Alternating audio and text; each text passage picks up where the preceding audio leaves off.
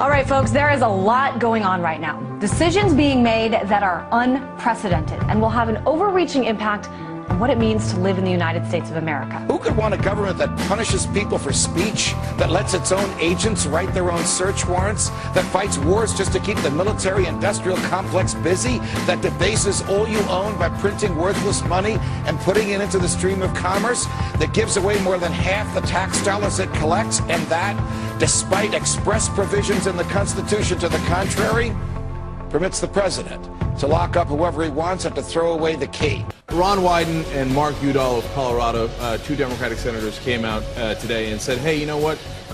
We know things you don't because we're on an intelligence committee, and Americans would be, quote, stunned to find out how the American government is applying the Patriot Act. Documents just released indicate police departments across the country do track cell phones without bothering to get any permission from a court.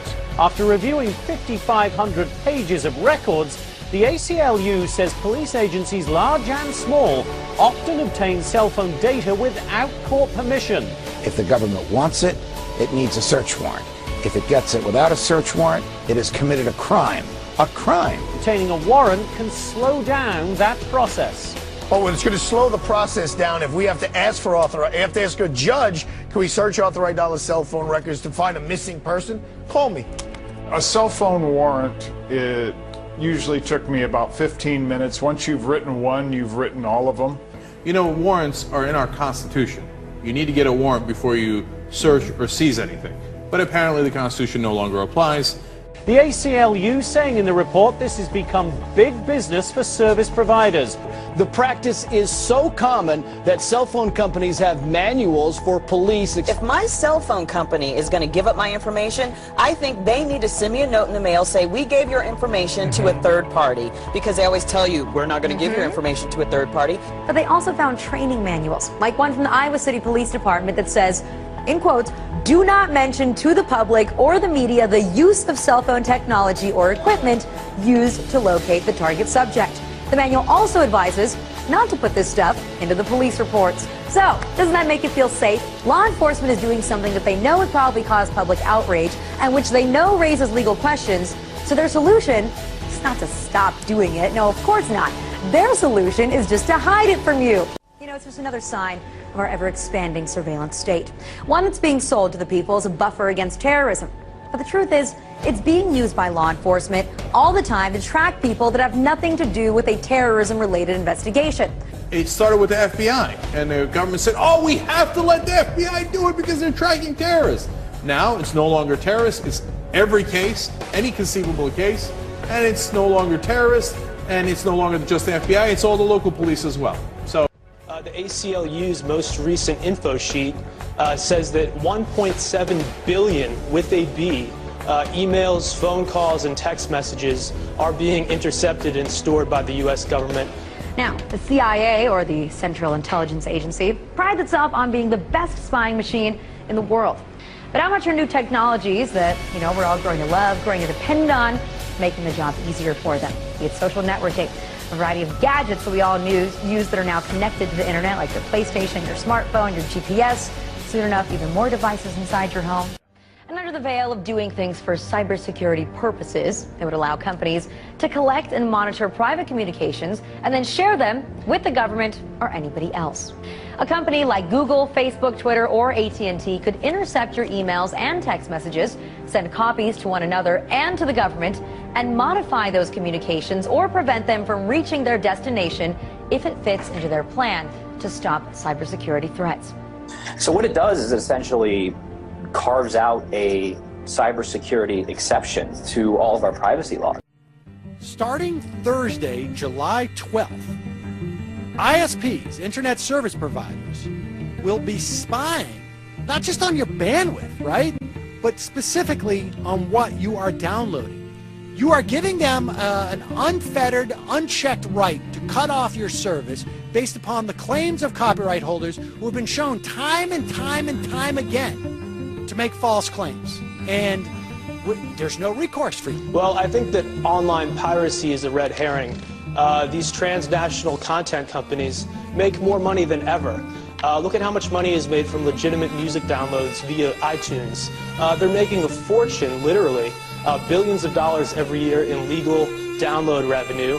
And they're saying that they need to crack down on pirates, but really they want to crack down on internet communication itself.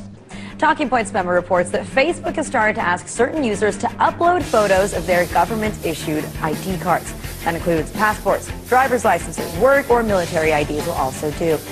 And these documents indicate that the Department of Homeland Security has been spying on us on Facebook, and they're looking for specific words. And some of the words that they're looking for on our profiles includes marijuana, right? So I'll give you an example of some of the, I guess, words that set the alarms for the Department of Homeland Security. Drill, all right, drill, exercise, airport. Exercise, okay.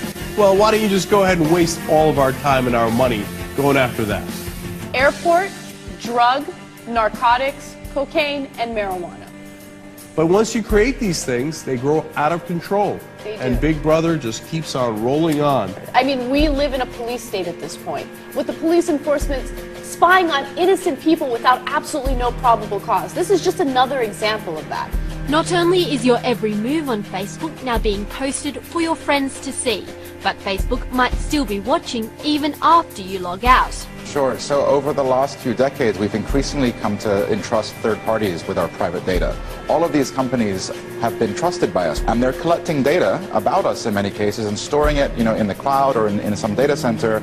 And once the data leaves our possession, it's really up for grabs for the government. A new AP investigation has revealed that the NYPD was spying on activists as far away as New Orleans. Now, if the NYPD is traveling down to New Orleans to monitor a protest and tracking Muslims all over the Northeast, then one can only imagine how they're reacting to the Occupy movement. It's being called intelligent CCTV, surveillance cameras that can pick out suspicious behaviour in a crowd and stop terrorists before they strike. Researchers in Reading are leading the world in developing the new technology. Researchers at Reading University think they've got the technology to spot the terrorists before they strike. First, there were eyes on the street, and now there are eyes in the skies. The Director of National Intelligence has given the go-ahead for the nation's spy satellites to be used regularly by U.S. civilian agencies and law enforcement. Now the Department of Homeland Security wants to monitor anybody who's leaving the United Kingdom, not just Americans. Now, those who are traveling to Mexico are also going to be sharing personal details, especially if they're flying to Mexico City or to Cancun. And if any travelers are pondering a vacation in Cuba or the Caribbean, be prepared to give over your info too. This is an excuse to collect everybody's information about the TSA. Turns out they're not just doing these things in airports anymore. They're now doing them at ferries. They're doing them at bus stations, on subways. So are you ready to just start having TSA everywhere that you go? Yeah. Oh, the part I found most interesting is that they've been working with ICE. So, you're going to get your papers inspected while you're being fondled. We have a $2 billion data center being built out in the Utah desert to spy on American citizens. To be specific, they show that the FBI taught its agents that they could sometimes, quote, bend or suspend the law in their hunt for terrorists and criminals. It outlaws certain forms of peaceful protest if you happen to be within close proximity to high-ranking elected officials who are receiving Secret Service protection. That can be considered a felony. So if you can't protest in your own nation's capital, what kind of constitutional republic have we become? Is that this means that the military, not our civilian justice system, is going to be in charge. What's wrong with the court system that we already have? Nothing, actually, consider the fact that there have been more than 400 people in the last 10 years that have been prosecuted successfully in our federal courts for terrorism-related offenses. Military commissions, on the other hand, only 6 cases. This is part of the problem. The dangers of this overly expansive global war on terror is that anything can now be deemed a battlefield by the administration.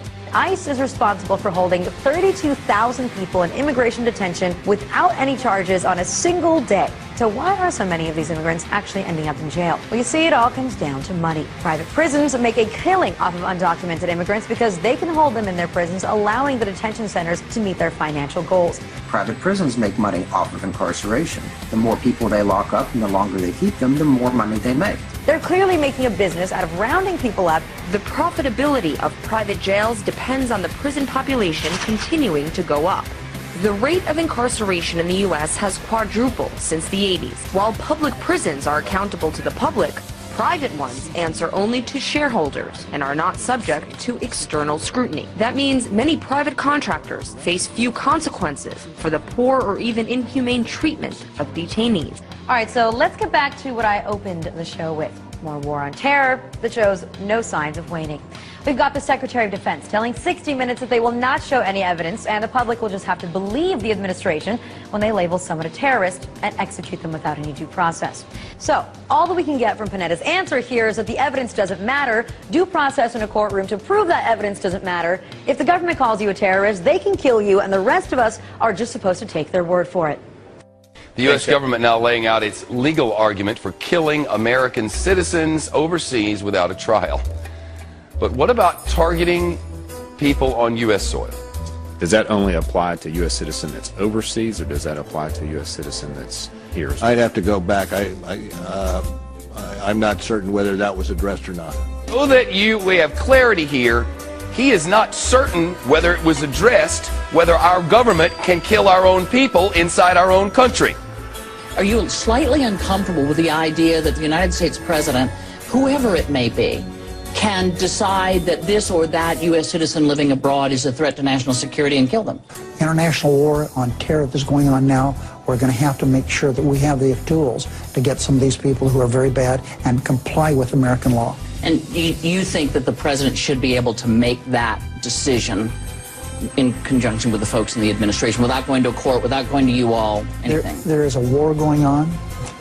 There's no question about that. He's the commander-in-chief, and there have been guidelines set, and if he follows those, I think he should be able to do it. Just so I understand correctly, are you really saying that in certain situations the president can decide whether it's in the best interests of the nation and then do something illegal? I'm saying that when the president does it, that means it's not illegal.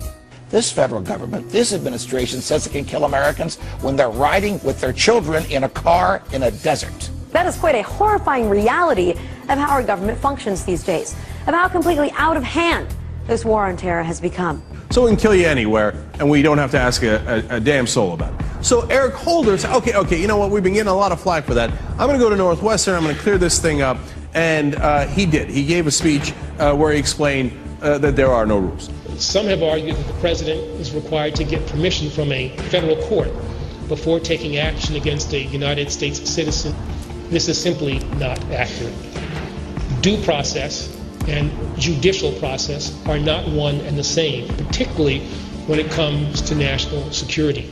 The Constitution guarantees due process. It does not guarantee judicial process. And now a new interpretation of the Constitution where due process is a bunch of guys in the executive branch getting together saying, should we kill somebody? Yeah, let's go ahead and kill him. But the thing that makes it critical here is that the U.S. government unilaterally, without any proof, without any due process at all, is actually pointing the finger and saying, you, my friend, are a terrorist. So the question then becomes, if they get to decide, what makes you question whether or not they can't decide that it's you, or it's me, or it's my neighbor, or my father, or my son? The Constitution says to the contrary.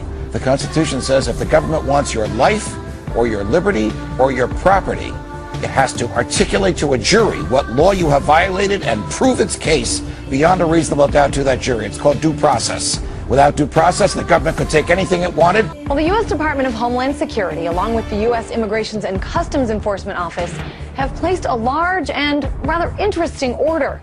They've ordered 450 million rounds of ammunition to be made and delivered to them over the next 5 years. All right, so this is interesting because this is not the Pentagon making the order for the military. It's DHS and ICE.